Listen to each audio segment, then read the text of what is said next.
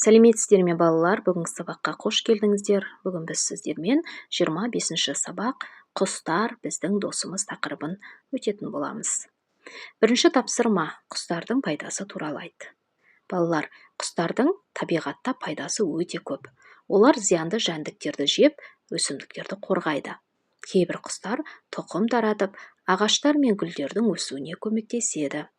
Құстар әдемі ән салып, адамдардың көңілін көтереді, Сонымен қатар, құстар экологиялық тепе-теңдікті сақтауда маңызды рөл атқарады.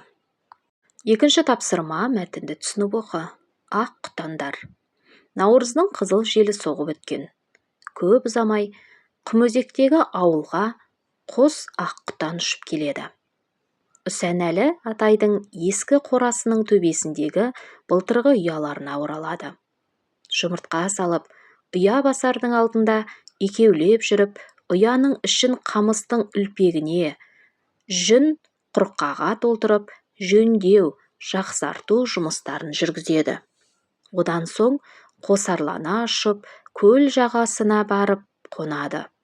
Жағадағы қоғалы, балдырлы таяздардан аяқтарын серең-серең көтеріп қорек іздейді.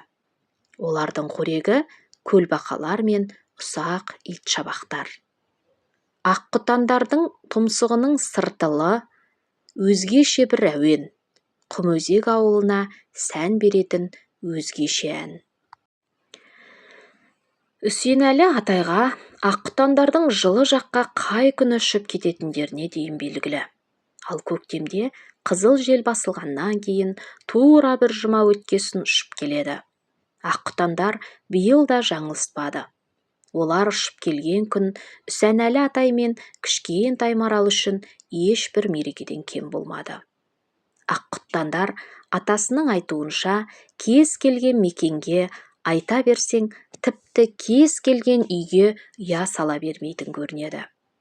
Екі ақ құтан бұлардың ескі қорасына ұя орнатты.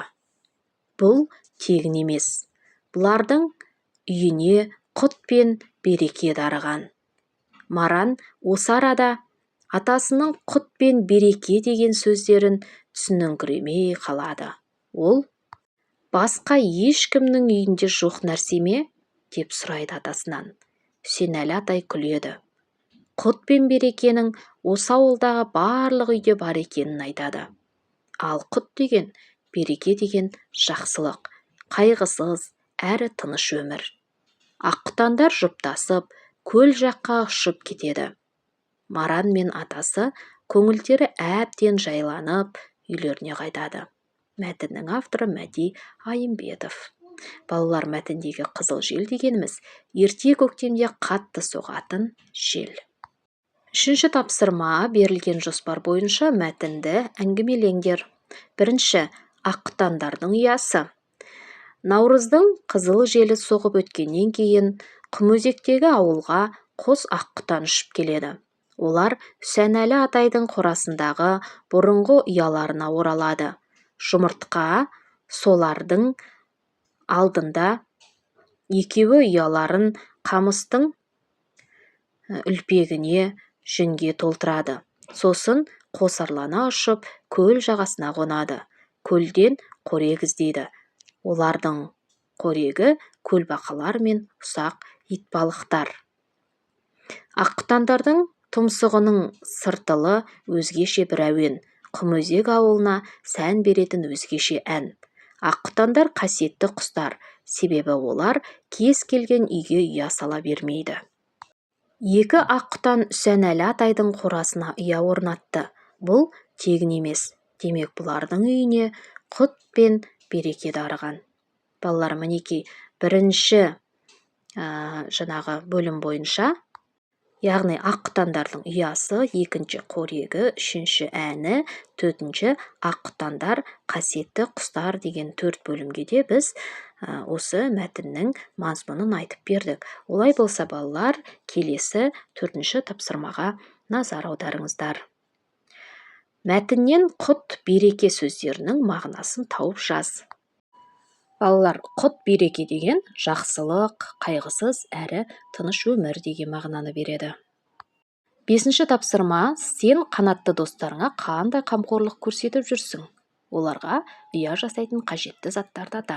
Балалар, мен қанатты достарыма ұя жасап беремін. Ұя жасауға тақтай, яғни ағаш, шеге, балға, ара қажет болады, иә? Осы құралдың көмегімен мен достарыма әдемі әрі жылы ұя жасап бере аламын деп жазсаңыздар болады екен. Осымен балалар, біздің бүгінгі сабағымыз аяқталды. Келесі жаңа сабақта кездескенше сау саламатта болыңыздар. Каналымызға тіркеліп, қоңыраушаны басып қоюды ұмытпағайсыздар. Бүгінгі сабақ ұнаса лайк басып, сұрақтарыңыз болса комментарий бөліміне жазып өтіңіздер. Міндетті түрде жауап қайтаратын боламын. Ал ендеше сау болыңыздар.